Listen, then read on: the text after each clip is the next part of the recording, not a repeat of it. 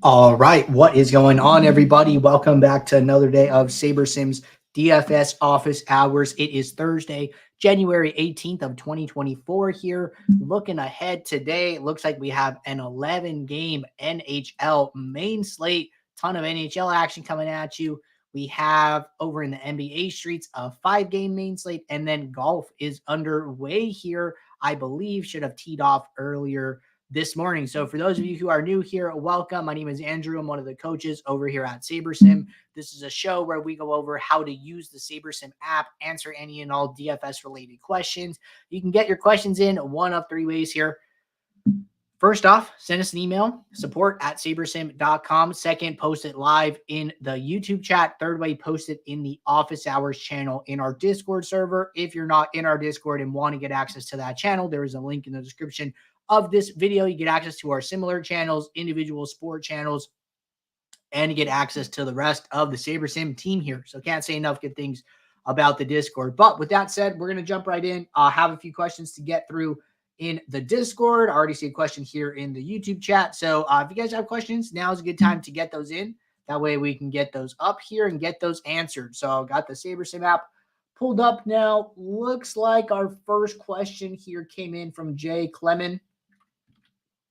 There was a question from Cameron. Cameron, I did ask like a follow-up in case you're tuning in here. So if you could just give me a little more clarity in regards to that follow-up that I asked, I'd be happy to tackle the question here. But anyways, we're going to start with Jay Clemens. So question says, can you advise best way to upload max exposure numbers in showdown contests? I usually just download the file and change the max exposure to what I want and then upload because it is fast, easy, and quick. But when I do this with showdowns, it only updates the captain spot and not the utility spots. Thanks. Okay. Yeah. So there's like a little bit of bugginess with uploading ownerships for showdown, like NFL showdown, for example. So if we were to go to like Houston, Baltimore here, honestly, what I do, guys, if I'm doing anything like this, is I just upload to Flex and then I manually set the captains just because there's usually less viable captains than there are. Like basically everybody's viable as a flex play in showdown, even, these 1 point projected guys. But like the chances are you're probably not playing Andrew Beck, Damian Pierce, Dare Ogun, Bawale, Charlie Kohler in your captain spot with the multiplier here. So what I do is like, hey, I'm going to get more out of uploading the flex, and then I could just manually go and set the captains. So something like that would look like this, right? So say I'm going to use our download file. I'm going to go to max exposures, and then, I'm just going to set something. So like rand between, and then we'll just say 0 and 50, right? And then boom, it's going to do that for all of these. So then now I have a bunch of minimax exposures here, and I'll just get rid of some of these that don't matter. So then I'm going to save that. I'm just using this as an example. So then I'm going to go to upload. So when I go to upload here, I'm going to grab that file. It's going to fill here. What I'm going to do is I don't even know if this matters, but I'm going to uncheck DFS ID here and just go with name. And then when I go to max exposures, I actually don't know how this works with max exposures. So let's hit save, see what happens. So they all went to the captain.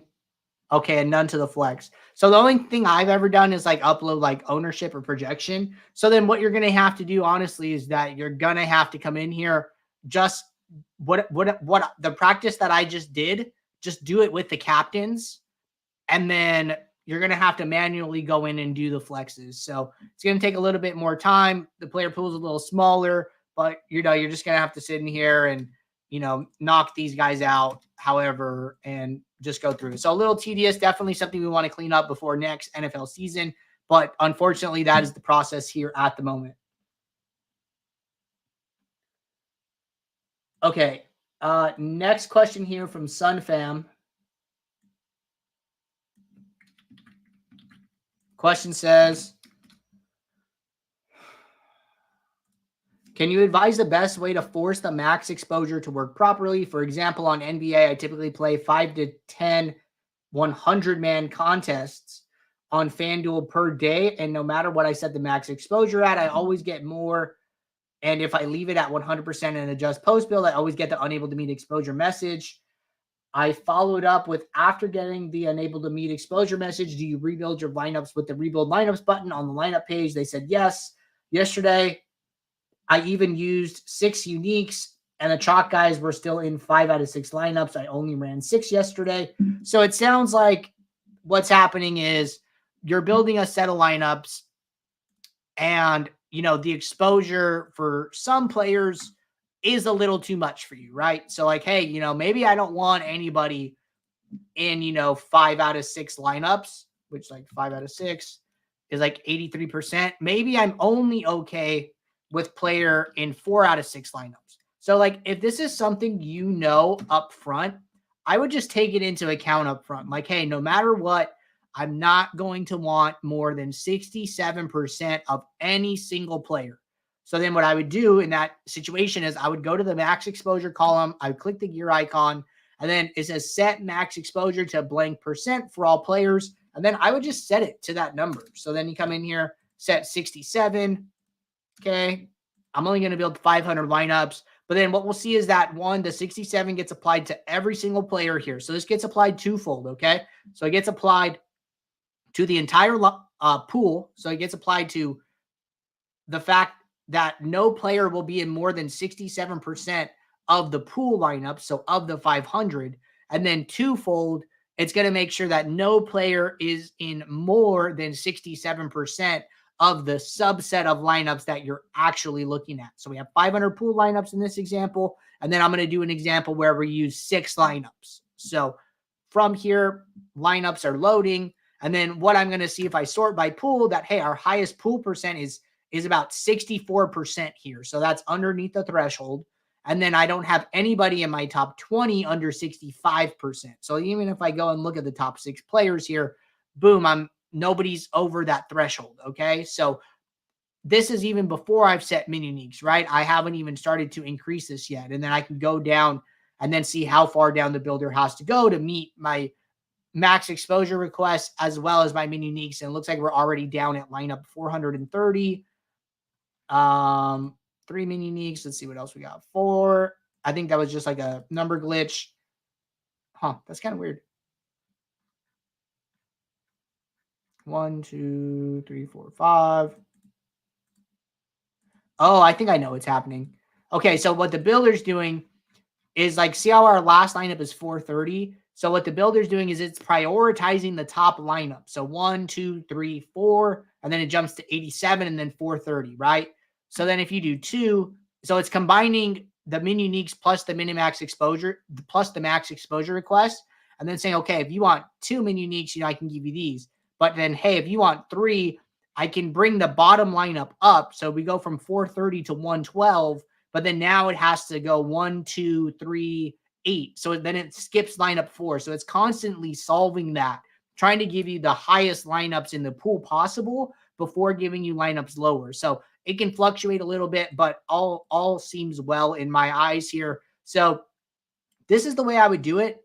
If you didn't set these before the build, you just come in here, click the gear, set your global max exposure, and then just use rebuild. And then that'll take you to the first step that I did. But if this process isn't working for you for some reason, which I don't really know why it wouldn't, but if it isn't, go to the top right, go to report a problem, let us know what's happening. This will give us some information about your session so we can do some more troubleshooting, but everything seems to be working here on my end as expected. Okay, jumping over to the YouTube chat. Question from Nick. Can you talk through how you approach a slate from a macro perspective, what to look at when deciding where to spend up, spend down, where you think the field will go? Yeah, I'm happy to talk about the way I approach it. So the truth is I don't think about any of those things really. For the most part, I trust the builder, and I am trying to find, 1 to 5 spots to add value. And I talk a lot about this in a video from last year. If you go to playlists, you go to how to beat NBA DFS in 2022, upgrade your NBA DFS process with this NBA research strategy. This is like a deep dive into like what I do for NBA. And it's like an interview format with Jordan interviewing me. So I just dropped that in the chat. But from a macro perspective, I am saying, hey, I think projections are good. I love the live contest sims. That's new this year. So constantly late swapping, taking advantage of the live data. I am just trying to find spots on a slate where I think projections are either what's the word I'm looking for? Maybe there's not a huge sample size, and I think the projection could fluctuate up or down depending on how things play out. So like an example here is like if a player is questionable. So let's look at like owner projection. So like Tyrese Halliburton is questionable, right? He's been out, so like he's not like a great example. And I don't really see anybody who's like a perfect example here. But like, okay, maybe let's just look at Indiana, right? So like Indiana, a bunch of guys are questionable. Mathurin is questionable. Neesmith is questionable. Halliburton is questionable. Obi Toppin is questionable. What happens if all these guys sit, right? And then it's like, who do I think is going to do well? And then I will research that situation to try and come up with a game script that I think is more likely than the projections might say, or I might research the situation and ultimately agree with the projections. So like that happens a lot too. I think where people make a mistake is when they spend time researching something, they think that they have to find something, but sometimes you don't. Sometimes you're going to figure out like, oh, okay, I actually do agree with what the projections are saying. And then you move on to like the next situation. But that is something that I would be thinking about because, if Halliburton sits, if Neesmith sits, I think they both sat last game, Mathurin started last game, right? But then if he sits, like, okay, then now who does like the value go to? Now who gets the minutes? Who do I think is most likely to, benefit from this situation the most? Are the projections, accounting for that? Do I think the projections are safe? Do I want to be more aggressive? Do I want to take a stand? Like, I am doing that based on the projections. I'm not really trying to think about like how to like level the field. I don't think that my game is suited towards that. Not to say yours isn't. Like that could definitely be one way, but macro strategy, I am trying to find a few spots on every slate where I think projections can be inefficient or there's not a big sample size and projection can ultimately be adjusted. So macro strategy, that's what I'm personally trying to do. All right, Hiker Willie, regarding the my ownership column, should I set that to match the contest that I am building for? Does it make a difference on the build? How do I tell the differences between low, medium, high stakes? Okay, good question. So when you go to, this depends if you're on the ultimate plan, right? So if you go to all contests, you go to add a sim. If you hover over this eye right here, it's going to give you a pop-up, and then it's going to tell you what low stakes is considered, what medium stakes is considered, what high stakes is considered. So I believe low stakes is like less than $3, medium stakes or is like $4, or I think it's like flagship is like $4 to like $25, $4 to $30. Medium stakes is like 30 to like 100, and then high stakes is like 100 plus. So that will tell you what the different stakes are. And then as far as, setting this to the right thing, ownership isn't super important unless you're sorting by Saber score, because that's one of the variables in Saber score. But if you are using contest sims, then when you create your contest sim, we are automatically selecting the correct source of field lineups, like this, flagship $15 or $18 contest. We automatically select the flagship MME set of field lineups. And remember that the field lineups create the ownership projections. So I don't think it's super important for you to adjust your ownership source unless you are using it for some specific purpose. So if you're using Saber Score, if you're using, I don't know, some ownership rule or some ownership filter, then yes, I would adjust it. But it just depends on all the parts of your process. Okay. Scrolling down here to Noah. Noah said, if you run NHL Sims, does chalk really matter if you're running a 5 or 6 man stack from a chalky team? As in, if you take 2 or 3 best chalky plays from a team versus full on stack. I think that, ownership, well, let me just say, ownership is like usually very, very spread out in NHL just because NHL is such a high variance sport. Like most people are not rostering skaters over 50% for sure, usually closer to like 30% and getting very, very flat with their exposures just because there's so many viable options on the slate. So I think it's like totally okay to play, higher owned players and not even sweat it. The builder's going to still build you good lineups around those players. And remember that we're playing lineups, not players. So even if you're playing 1, 2 chalky pieces, there's still 6 to 7 other roster spots that the builder has to fill out here with other skaters. And it's going to be a mix. There's a lot of correlation. There's ownership differences. So I wouldn't sweat having a few, high owned pieces in your lineup. Okay, we have one more question here in the Discord.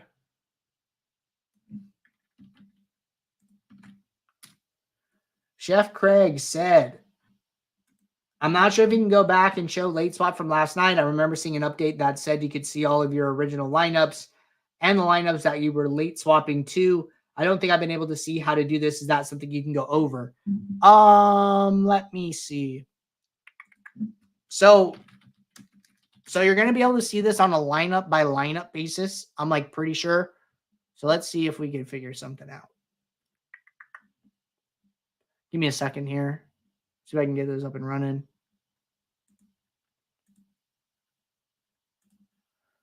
All right. Go back to Wednesday.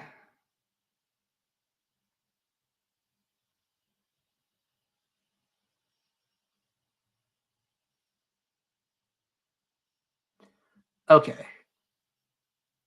So this is a late swap build from last night. So if I close this players table, so the easiest way to see the original lineup is to go to compact mode. And then what this is going to show you is that, hey, I had, 184 late swaps. And then within each of these, right? So I can see that I have 8 open spots. Let's see. Hold on. There's like a lot of data here. What do these lineups do? Oh, interesting. So it's like a mass close, mass open thing where it's saying, hey, look, I have in this lineup, in 17 lineups, I have Anthony Edwards at the point guard spot, and then I have 7 open slots. So really, I tell people this sometimes is that only the players that lock are actually in your lineup.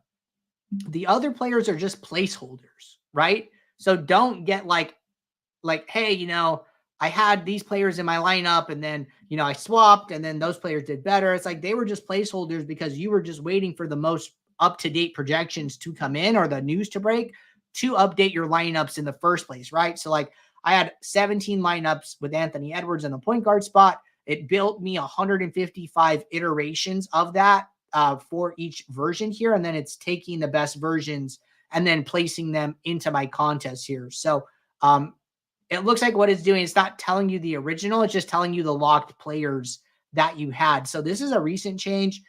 This is on beta. I don't know if this is what it looks like on the regular app, just because I don't use the regular app when I run my lineups here, but I'm running it on beta and like this is what it looks like. So if we go back to original lineup mode, if you click, okay, so it does do it. So if where it says original lineup, if you click on this, and this looks like it's a little messed up, like the pop-up here, but essentially if you click on this, it will show you the original lineup here. I'll log a bug that this is messed up, like the way this looks. But those are like the 2 ways to do it. So I don't know what this looks like on the regular app right now. It could just be messed up on beta, or it could be messed up on both. But you would essentially click this original lineup option, and then it would pop it up, or you can go and look at what your lineups look like in the compact mode. So those are the two ways to do it that I know of. And like I said, I'll get a bug log for that other option. But all right, we are all caught up with questions in both the Discord and the YouTube chat. So appreciate you guys tuning in as always. And we will be right back here tomorrow, Friday, 2 p.m. Eastern. It will be our last show of the week. We do this show Monday through Friday. So if you guys have questions heading into the weekend, tomorrow is the day to get those questions asked and get those questions answered. So until then, everybody, take care. Good luck. I'll see you all. Thanks.